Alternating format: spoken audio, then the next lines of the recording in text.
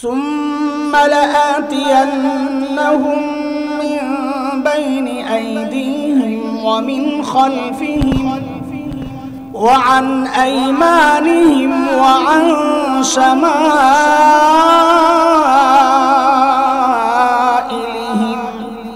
ওয়া লা তাজিদু আকসারাহুম শাকিরিন।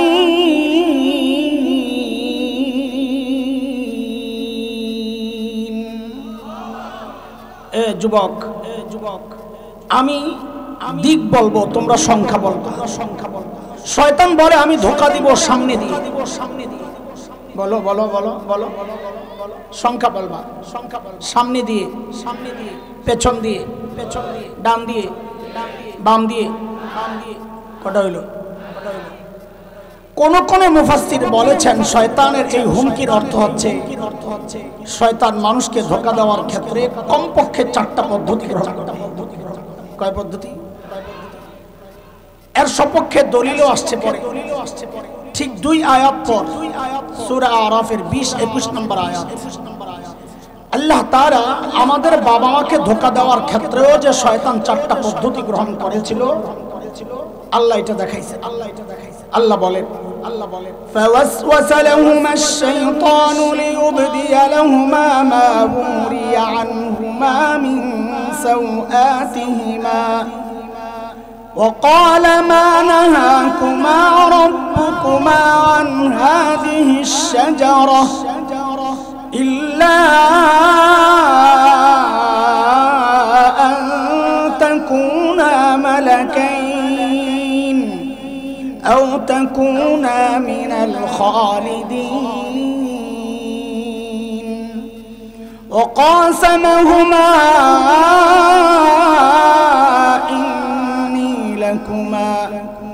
إني لكما لمن الناصحين।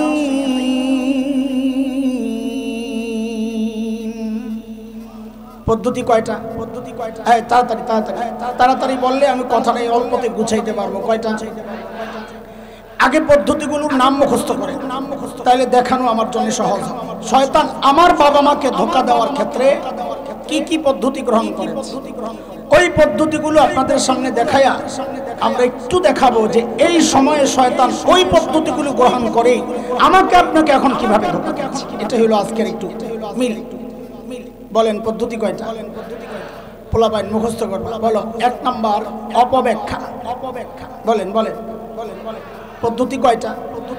1 নাম্বার আবার আবার আবার 2 অপপ্রচার।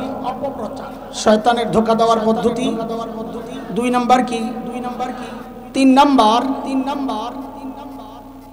অপব্যাখ্যা, টোপ। 3 নাম্বার কি? বলেন টোপ বুঝেন তো? আপনার এলাকায় মূলা হয় না? মূলা দেয় না? মূলা ঝুলে, এটা মনে রাখতে পারবেন না? মূলাটা ভালো করে তো বলেন 3 নাম্বার কি? আরে মূলা কর। 3 নাম্বার কি? 4 নাম্বার নেক্সুরতে ধোঁকা। বলেন 4 নাম্বার পদ্ধতি। আমি আবারও জিজ্ঞেস করি। 1 নাম্বার অপব্যাখ্যা, মাশাআল্লাহ। 2 অপপ্রচার। 3 মূলা, শাবাশ। 4 নেক্সুরতে ধোঁকা। চলেন আপনারা এই নামগুলো মুখস্থ রেখে আর একটা একটা দেখতে থাকেন। শয়তান যায় সর্বপ্রথম ধোঁকা দিছে যেই পদ্ধতিতে, ওই পদ্ধতির নাম শয়তান যায় জিজ্ঞেস করতেছে, হুজুর ফল কেন খান না? হুজুর আমি বললাম, শয়তান বলে নেই, ভাব ওঠানোর জন্য কথা। ফল কেন খাচ্ছেন না? তো আমাদের বাবা মা বলেছেন আল্লাহ নিষেধ করেছেন। তো শয়তান কি বলে? মা নাহাকুমা রাব্বুকুমা আন হাযিহিশ শাজারা। আশ-শাজারা ওলামারা তো সহজেই বুঝে যাবে, তলাবারা মারিফা নাকেরার পেজ। এবার আপনারা সাধারণরা বুঝে ধরেন এই লাইনে কাঁঠাল গাছ আছে 10টা, নিষেধ করা হয়েছে এই গাছের কাছে যাবেন না। শয়তান যায় জিজ্ঞেস করতেছে ফল কেন খান না? বলে আল্লাহ নিষেধ করছে। বলে আরে হুজুর বুঝেন নাই তো আল্লাহর কথা। আল্লাহ এই যে 1 নাম্বার গাছ আশ-শাজারা নির্দিষ্ট এই 1 নাম্বার গাছের ফল খাইতে নিষেধ করেছেন, আরো যে 9 গাছ রয়ে গেছে ওটা তো নিষেধ করে নাই। তাইলে আল্লাহর কালামের সর্বপ্রথম ব্যাখ্যা কে দিল? সর্বপ্রথম তাফসীর কে করলো? মুফাসসির হুজুরের নাম কি? কথা বলেন। আরে মুফাসসির হুজুরের নাম কি? কাজী নামের শুরুতে মুফাসসির, পাঁচতলা টুপি, ইয়া হাবা কাবা, গালের মধ্যে মাখা আটা ময়দা, এটি দেখকেই কাইত হয়ে যায় না। আগে খবর লাগান লেখাপড়া করছে কই? শয়তান যে আল্লাহর কালামের ব্যাখ্যা দিয়েছে তাও একজন নবীর সামনে। কার সামনে? জোরে বলেন, কার সামনে? কার সামনে? ও তাইলে দুনিয়ায় বর্তমান যে আকাম চলছে এতে অবাক হওয়ার কিছু নাই। কেন? শয়তান আল্লাহর কালামের ব্যাখ্যা দিয়েছে একজন নবীর সামনে। এখন শয়তানের দোসররা শরীয়তের ব্যাখ্যা দেয় নবীর ওয়ারিস ওলামাদের সামনে। সিস্টেম নতুন না পুরান? বলেন বলেন। রাস্তায় রাস্তায় গান গায়ে বেড়াতো, উনিও এখন মুহাদ্দিস, তিনি নাকি সিয়াসিত্তার সব পড়ে লেছে। মমতাজ বেগম সিয়াসিত্তা পয়রা আবার ফাইটটা যায় গানা একে ফতুয়া দেয়, ফতুয়া। আমরা অবাক হই না কেন? শয়তান আল্লাহর কালামের ব্যাখ্যা দিয়েছে নবীর সামনে। এখন শয়তানের দোসররা দ্বীন আর শরীয়তের ব্যাখ্যা দিবে নবীর ওয়ারিসদের সামনে। এটা অবাক হওয়ার কি আছে? শয়তান যখন দেখলো এক নম্বরে কাজ হয় নাই, এইবার মারছে দুই নাম্বার। এই দুই নাম্বারটার নাম কি? অপপ্রচার। বলেন, ইল্লা আন তাকুনা মালাকাইন। হুজুর ফল কেন খাচ্ছেন না? বলে আল্লাহ নিষেধ করছে। আরে ব্যাকল হুজুর, আল্লাহ কেন নিষেধ করছে বুঝেন নাই? বলে কেন? বলে এই ফল খেলে আপনারা ফেরেশতা হয়ে যাবেন, এটা আল্লাহ চায় না। ধোকাটা বুঝছেননি আপনারা? না বুঝলে তো বুঝবেন না। আহলুস সুন্নাহ ওয়াল জামাতের আকীদা হচ্ছে সমস্ত নবীদের মর্যাদা সমস্ত ফেরেশতার উপরে।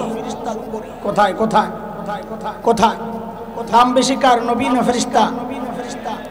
আল্লাহ তাআলা আদমকে বানাইছেন নবী, তিনি ফেরেশতা হতে যাবেন কোন দুঃখে? তাইলে শয়তান আদমকে ফল খাওয়ায়া ফেরেশতা বানাতে চায়া ঠকাইতে চাইছে না জিতাইতে চাইছে? এই সিস্টেম এখনো চালু আছে। ছোটবেলায় আমার ব্রেন খুব সাফ ছিল নাকি, মুরব্বীরা বলেন, উস্তাদরা।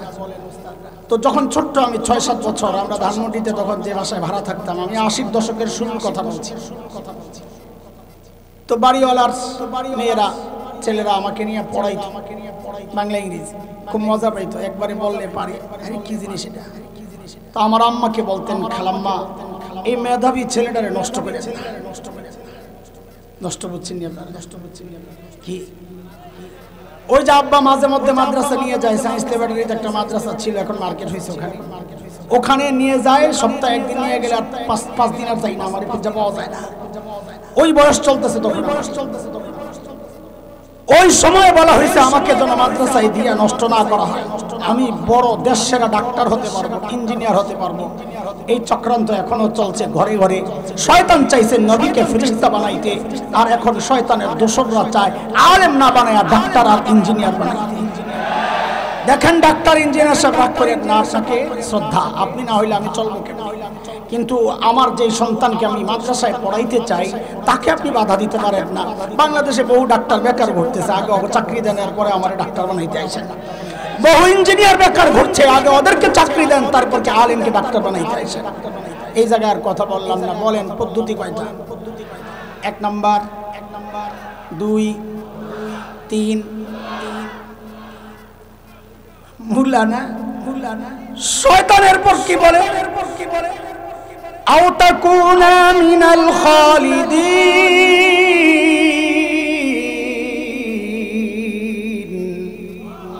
ফল কেন খাচ্ছেন না? বলে আল্লাহ নিষেধ করেছেন। বলে আল্লাহ কি জন্য নিষেধ করেছেন হুজুর? আপনারা যে বুঝলেন না, হারে বোকা। বলে এই ফল খেলে জান্নাতে স্থায়ীভাবে থাকার ব্যবস্থা হয়ে যাবে, এটা আল্লাহ চান না। জান্নাতে থাকার টুক দিছে, খান জান্নাতে থাকার ব্যবস্থা হয়ে যাবে। এ ধোকা কি আগে বুঝে? আল্লাহ তোমার হাওয়াকে জান্নাতে স্থায়ীভাবে থাকার জন্য বানানি নাই। কই পাঠাবেন বলে বানাইছেন বলেন তো একটু? মাদ্রাসা বলো। وَإِذْ قَالَ رَبُّكَ لِلْمَلَائِكَةِ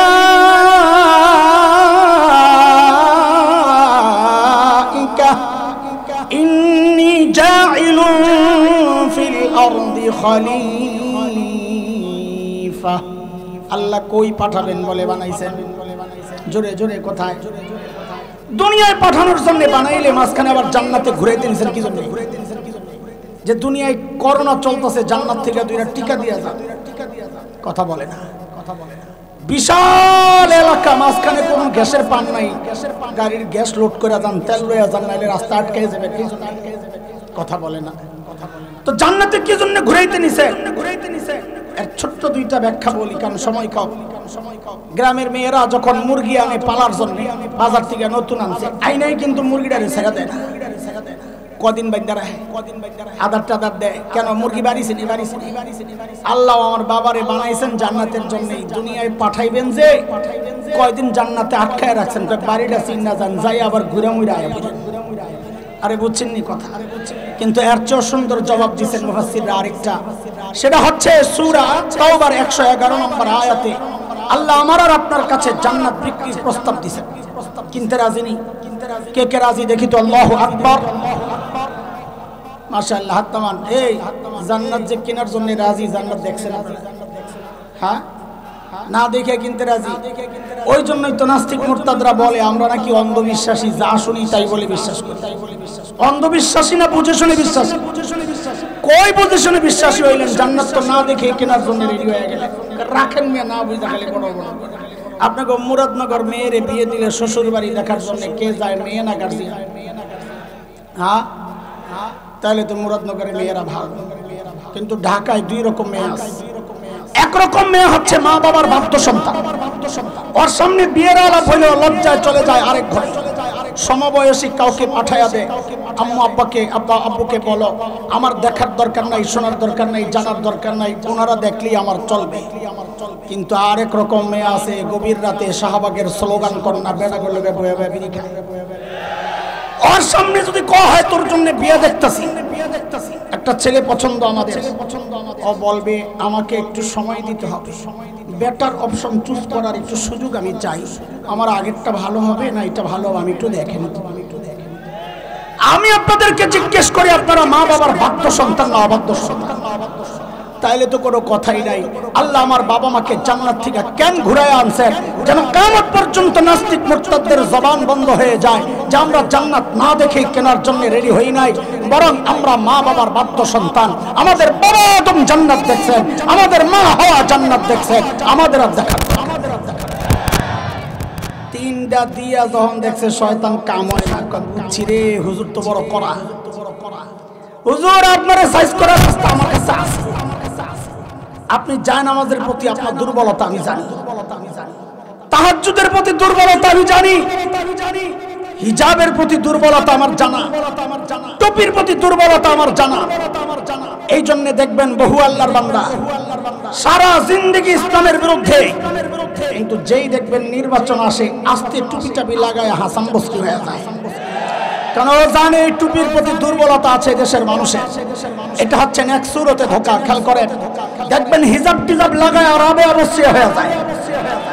গমির থেকে উঠেই বলে খালি যায় নামাজ খোঁজে, সুবহানাল্লাহ। আরেকজন তো প্রতি রাতে 80 রাকাত তাহাজ্জুদ পড়ে, সুবহানাল্লাহ। আমি তো পীর পাল্টানো নিয়ত করছিলাম যে এই বেটার কাছে মুড়ি দেওয়া দরকার, কারণ আমার যত পীর আছে কেউ 80 রাকাত তাহাজ্জুদ পড়ে বলে আমার জানা নাই। যে নিয়ত করছি পীর পাল্টাবো, হঠাৎ শুনি পীর সাহেব পালায় গেছে, এখন খেলুন কাল্লো। এই পদ্ধতি শিখছে কার থেকে? শয়তান যেই দেখছে একটাও কাজ হয় নাই, এইবার শুরু করছে নেক্সট সুরতে ধোঁকা। কি সেটা? অকাসামাহুমা ইন্নী লাকুমা লামিনান নাসিহিন।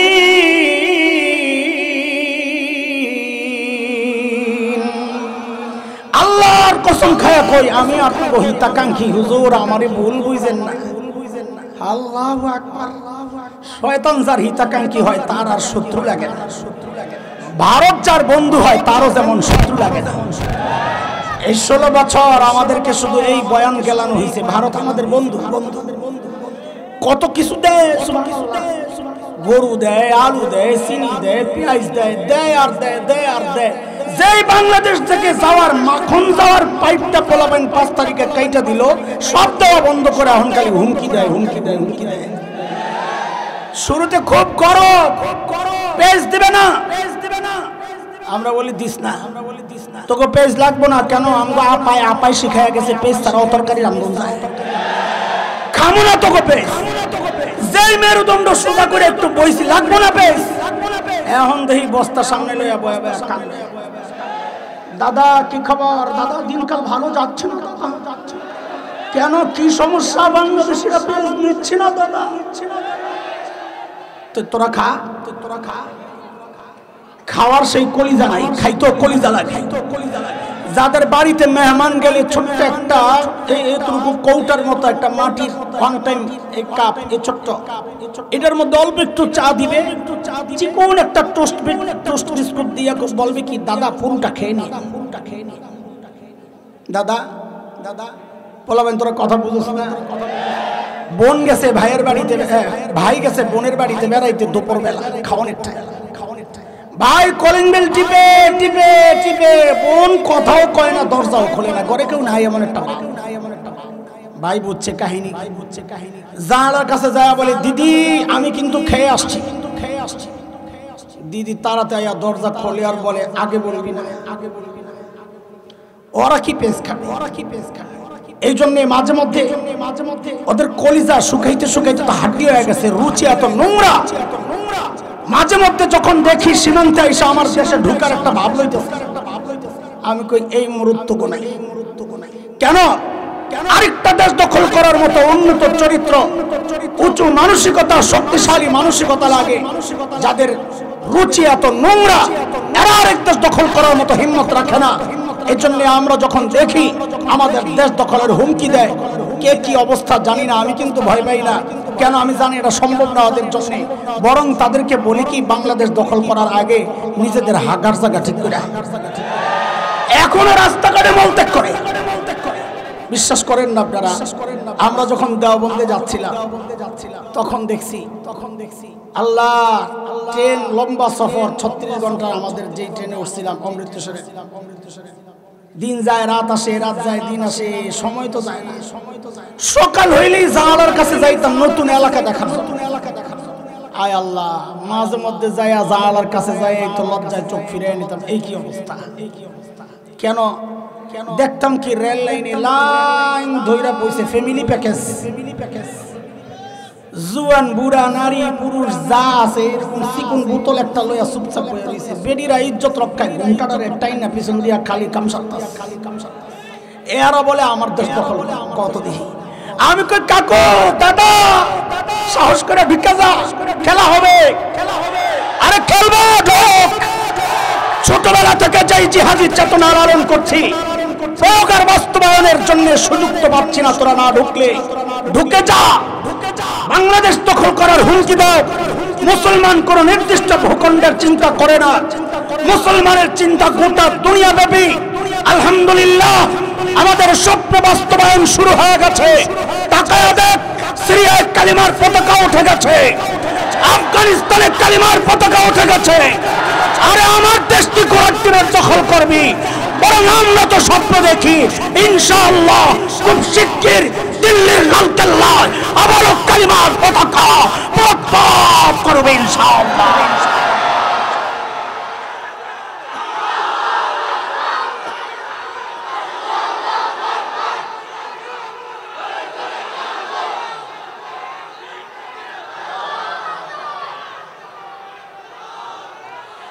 আমরা বরং ওদেরকে বলি বাংলাদেশে ঢোকার আগে উলামায়ে দেওবন্দের ইতিহাস ঐতিহ্য পড়া তারপরে ঢুকো।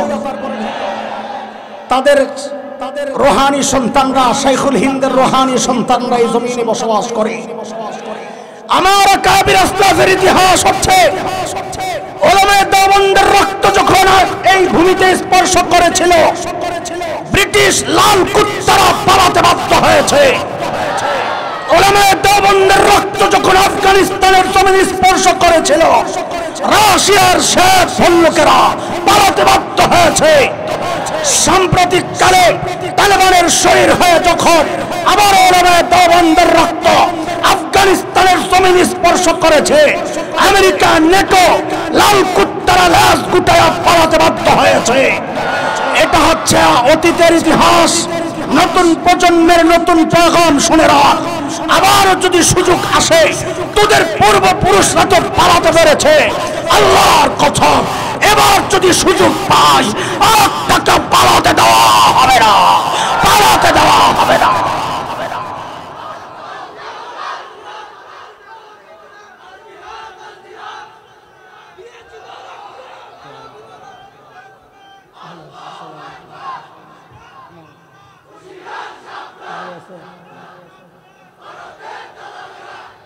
محترم حاضرین পদ্ধতি কয়টা তাড়াতাড়ি কও, বললাম এক সময় কও, মনে আসেনি? এক নাম্বার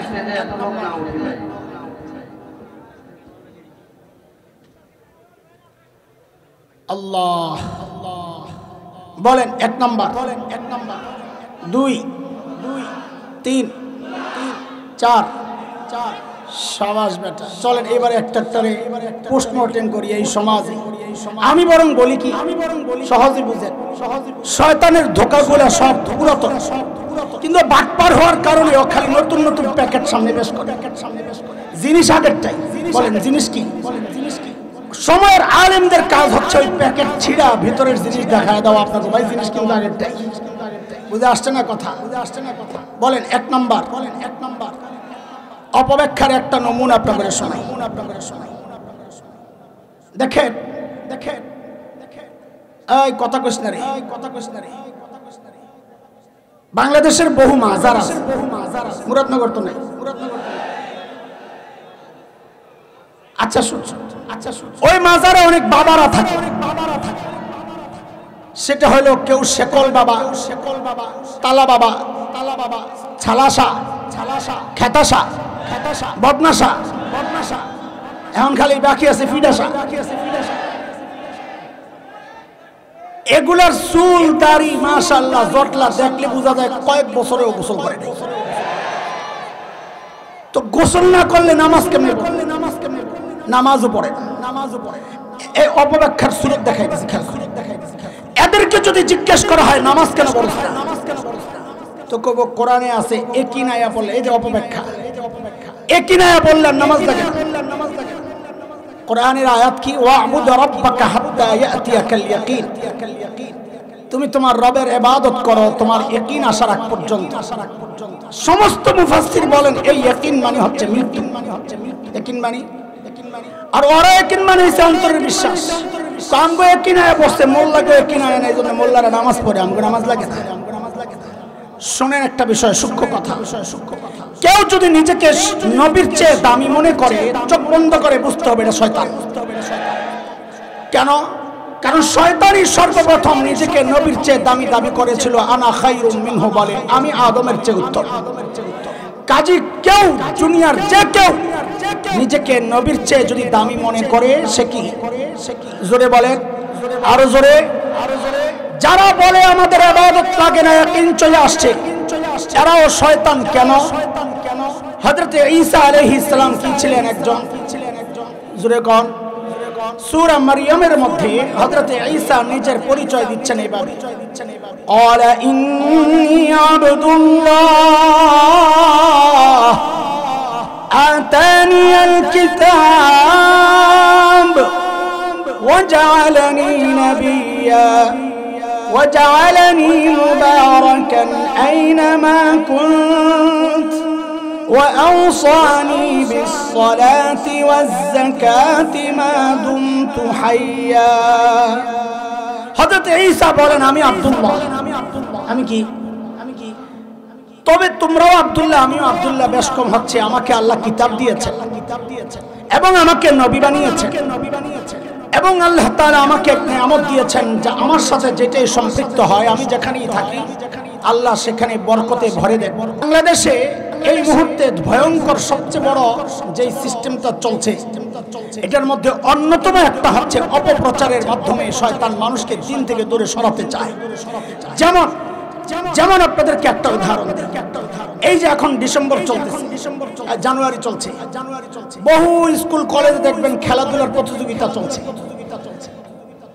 এই প্রতিযোগিতাগুলোর মধ্যে একটা ইভেন্ট থাকে, সেটা হচ্ছে যেমন খুশি তেমন সাজ। দেখেছেন আপনারা? কথা বলেন, দেখেছেন? এই যেমন খুশি তেমন সাজের মধ্যে এখন নতুন একটা সাজ, সেটা হচ্ছে একটা ছোট্ট বাচ্চাকে দাড়ি টুপি লাগাইয়া হুজুর সাজায়, আরেকটা ছোট্ট মেয়েকে শাড়ি পরাইয়া যুবতী মেয়ে সাজায়। এই ছোট্ট হুজুর এবং ওই যুবতী মেয়ে বিচারক এবং অডিয়েন্সের সামনে যায় অভিনয় করে দেখায় কি ওই হুজুরটা ওই মেয়ের শাড়ি ধরে টানাটানি করে। কি বুঝায় ওরা? এটা হচ্ছে ৭১-এর চিত্র। ৭১-এ এই দাড়িওয়ালা টুপিওয়ালা রাজাকারেরা আমাদের মা বোনদের ইজ্জত এইভাবে হরণ করেছে। উদাহরণ নাম্বার ২, খালি শুনতে থাকেন। উদাহরণ নাম্বার ২, বাংলাদেশের টেলিভিশন সিনেমা, এগুলোতে যে নাটক সিনেমা হয় দুইটা চরিত্র থাকে, একটা ভিলেন আর একটা নায়ক। নায়ক দিয়া সমাজের সব ভালো কাজগুলো ওরা সাজায়, আর ভিলেনকে দিয়া সমাজের সব নিকৃষ্ট কুৎসিত কাজগুলো করায়। ইদানিং আমরা শুনতে পাচ্ছি ওই ভিলেন সাজাইতে গিয়ে ওরা ভিলেনের মাথায় একটা টুপি লাগায় দেয়, মুখে একটু দাড়ি লাগায় দেয়। উদাহরণ নাম্বার ৩, ২০১৩-র কথা আপনাদের মনে থাকার কথা, ঢাকার শাহবাগে গণজাগরণ মঞ্চ বসেছে, মনে আছে? দাবি কি? যুদ্ধাপরাধীদের বিচার ত্বরান্বিত করার দাবি। দেখেন, এই দাবির সাথে আমাদের কোনো শত্রুতা মিত্রতা কোনোটাই নাই। আমরাও চাই যুদ্ধাপরাধীদের বিচার হোক, আমরাও চাই সমস্ত জালিমের বিচার হোক, কিন্তু আমাদের আপত্তির জায়গাটা ছিল কোন মজলুম যেন জালিমের জায়গায় না আসে, এবং তাই হয়েছে। আল্লামা কোরআনের পাখি আল্লামা দিলাওয়ার হোসেন সাঈদী রাহিমাহুল্লাহ তাআলা তিনি ৭১-এ দর্শন করেছেন, কারো বাড়িঘর লুট করেছেন। এটা একটা পাগলও বিশ্বাস করে না। কালো মানিক্যদের মতো মানসিক বিকারগ্রস্ত দালালরা ছাড়া এটা কেউ দাবিও করে না। এই জন্য ওই শয়তানকে যখন ছেলেপেলেরা সীমান্তে পেয়েছিল, পিটায়া কলা পাতার মধ্যে শয়া দিছিল। আমি বলি তার বিচার হয় নাই, এখন তো আদালতে চলে গেছে, তার আগেই কানটা সারার দরকার ছিল। ওরে টুকরা টুকরা করে পাগলা কুত্তা দেওয়া শরীরটা খাওয়ানো দরকার ছিল। কথা বলেন ঠিক কিনা? এইরকম শয়তান, এইরকম নিকৃষ্ট বাদীদেরকে নগদ শাস্তি দেওয়া দরকার। বিচার এই লেন্দি প্রসেসে এদেরকে নিয়ে লাভ নাই। তবে পোলাবেন একটা কাজ করছে, আমার বড় ভালো লাগছে, এক জায়গায় লাথি দিয়া জিনিসটা বেকার করে লাইছে, ওইটা আমার খুব ভালো লাগেছে। আরে কথা কও তোমরা, আল্লাহু আকবার। একটু শান্তি পাইছি ওই দৃশ্য দেখা, যখন দেখছি অপারেশন থিয়েটার ওই জায়গায় কাম চলতেছে, কলিজা একটু শান্ত হয়েছে। তাও পুরা শান্ত হইতো যদি ওরে আমি কমাইতে পারতাম, ওরে যদি বেলেট দিয়ে কিছু কিছু করে কাটতে পারতাম, কলিজা শান্তি হইতো। হারে একজন কোরআনের পাখি, সারা জিন্দেগি যিনি মানুষকে কোরআনের কথা শুনিয়েছেন, সেই মানুষটার জন্য ফাঁসির আন্দোলন সে করেছে। যাবজ্জীবন তার মন পুতো হয় নাই, ফাঁসির আন্দোলন করেছে। এই খবিসকে ফাঁসি দেওয়া দরকার। কথা কর, আওয়াজ উঠানো দরকার, আওয়াজ। এই নিষ্পাপ মানুষগুলোকে যারা আদালতে নিয়ে বেইজ্জতি করেছে, যুগ যুগ ধরে দিনকে দিন ফাঁসির কাস্টে ঝুলানোর জন্য কন্ডেম সেলে রেখে নির্যাতন করেছে, পুশ করে করে মৃত্যুর দিকে ঠেলে দিয়েছে, এদের প্রত্যেকটাকে ধরে ধরে প্রকাশ্যে ফাঁসিতে ঝুলানো দরকার, ফাঁসিতে ঝুলানো দরকার। মুহতারাম হাজরিন, কথা শুনেন, কথা শুনেন। সেই ২০১৩-র কথা, ঢাকার শাহবাগে গণজাগরণ মঞ্চের সেই উত্তাল দিনগুলোর উত্তাপ আমার শরীরে খুব লাগতো। কেন? আমি খুব কাছেই তো থাকি, সায়েন্স ল্যাব, অল্প দূরত্ব, মানুষ আসা যাওয়া করে, মানুষকে দেখে বুঝি গরম চলতেছে এলাকা, আমরা তো আর যাইতে পারি না। তো একদিনের গল্প শোনাচ্ছি আপনাদের, দেখেন কারো শোনা গল্প আপনাদেরকে শোনাচ্ছি না, আই উইটনেস, আমার সাথেই হওয়া ব্যাপার, আমি চাক্ষুষ সাক্ষী, সোজা কথাই বলবো। সায়েন্স ল্যাব মোড়ে একটা লম্বা ফুট ওভার ব্রিজ আছে, কেউ দেখেছেন? পায়ে হেঁটে রাস্তা পার হওয়ার ব্রিজ। একদিনের গল্প। উত্তর দিক থেকে দক্ষিণ দিকে ছিল আমার গন্তব্য। দক্ষিণ দিক থেকে এক মা তার ছোট্ট বাচ্চাকে নিয়ে উত্তর দিকে যাচ্ছে, ব্রিজের উপর আমাকে ক্রস করবে। মা এবং ওই বাচ্চার বেশভূষা দেখে, তাদের গেট আপ সেট আপ, সাজসজ্জা, পোশাক আশাক দেখে আমার বুঝতে কষ্ট হয় নাই তারা গণজাগরণ মঞ্চ থেকে এসেছে। এতে আমার কোনো আপত্তি নাই। এটা তো মায়েরই কাজ, সন্তানের হৃদয়ে ইমানি চেতনা জাগ্রত করা, দেশপ্রেম জাগ্রত করা, এটা তো মায়েরই কাজ। কিন্তু বিপত্তি বাঁধলো কোথায়? ওই মা যখন আমাকে ক্রস করবে, সে তার সন্তানকে আমাকে দেখায়া দেখায়া শেখায়া দিচ্ছে বলার জন্য, বলো বলো তুই রাজাকার, তুই রাজাকার, তুই রাজাকার। এর দোস্ত, আমাদের স্পষ্ট কথা, ১৯৭১-এর মুক্তিযুদ্ধতে দাড়ি আর টুপির বিরুদ্ধে হয় নাই। ৭১-এর মুক্তিযুদ্ধ ছিল মজলুমের প্রতিরোধ, জালেমের বিরুদ্ধে। তোমরা যেই ভাষণ নিয়ে গর্ব করো 7ই মার্চের, সেই তপ্ত ভাষণ যা মানুষকে আন্দোলিত করেছিল, সেদিন তিনি বলেছিলেন এবারের সংগ্রাম মুক্তির সংগ্রাম, রক্ত যখন দিয়েছি আরো দেব, এদেশকে মুক্ত করে ছাড়বো ইনশাআল্লাহ। স্বাধীনতার আওয়াজে ইনশাআল্লাহ উচ্চারিত হওয়া সেই ডাক কোনোদিন ইসলামের বিরুদ্ধে হতে পারে না। ইতিহাস আমরাও পড়েছি, তোমরাও আরেকবার পাঠ করো। যাও ঢাকার আগারগাঁয়ে জাদুঘর আছে, মুক্তিযুদ্ধ জাদুঘর, সেখানে যায় দেখো, ইতিহাসের সাক্ষী হয়ে আছে। বহু পোস্টার দেয়ালে সাজানো আছে রাজাকারদেরকে ধরার দৃশ্য। আমরা দেখেছি অধিকাংশ রাজাকারের মুখে দাড়ি নাই, মাথায় টুপি নাই। বরং কয়েক বছর আগে আমরা দেখেছি এক সংগঠন মুক্তিযোদ্ধাদেরকে সম্মাননা ক্রেস্ট দিয়েছিল। আমরা গর্বের সাথে লক্ষ্য করেছি অধিকাংশ মুক্তিযোদ্ধার মুখে দাড়ি, মাথায় টুপি। তাইলে আমাদের জানতে চাওয়া, এরা কারা যারা মুক্তিযুদ্ধকে দাড়ি আর টুপির বিরুদ্ধে দাঁড় করাতে চায়? আমাদের স্পষ্ট কথা, এরা হচ্ছে নব্য আবু জাহেল।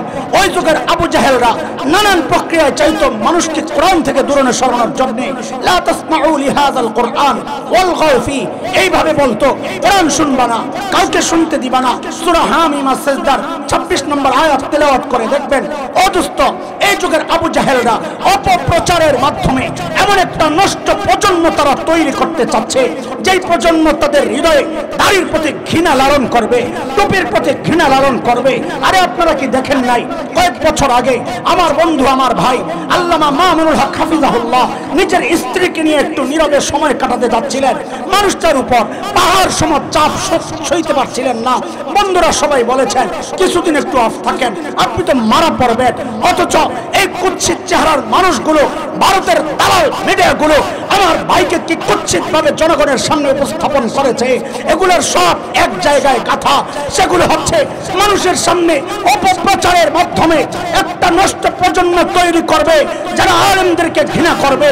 বাতিলের সমস্ত বাতিলের একটা জায়গায় তারা এক, আলেমের প্রতি বদনাম ছড়ায়া ছড়ায়া আলেম থেকে মানুষকে বিচ্ছিন্ন করার জন্য এই যে চক্রান্ত চলছে, এটা হচ্ছে শয়তানের আরেকটা চক্রান্তের একটা নমুনা। ওদের উদ্দেশ্যে আমাদের স্পষ্ট পয়গাম, এর কুলাঙ্গাররা শুনে রাখ, বাংলাদেশে ইসলাম কচুরি পানার মতো ভেসে আসে নাই। এই দেশের ইসলামের গোড়ায় আর ইব্রাহিমের জিকির রয়েছে, এই দেশের ইসলামের গোড়ায় হাফিজের সিজদা রয়েছে, এই দেশের ইসলামের গোড়ায় আল্লামা আহমদ শফির চোখের পানি রয়েছে, এই দেশের ইসলামের গোড়ায় আল্লামা আমিনের মেহনত রয়েছে। এই দেশ থেকে ইসলাম নিশ্চিহ্ন করা এত সোজা না। কুলাঙ্গাররা শুনে না, ৭১ দেশ মুক্তির জন্য একবার মুক্তিযুদ্ধ হয়েছে। ঈমান রক্ষায়, স্বাধীনতা সার্বভৌমত্ব রক্ষায় যদি আরেকটি যুদ্ধের প্রয়োজন হয়, আবার যুদ্ধ হবে, আবার যুদ্ধ হবে।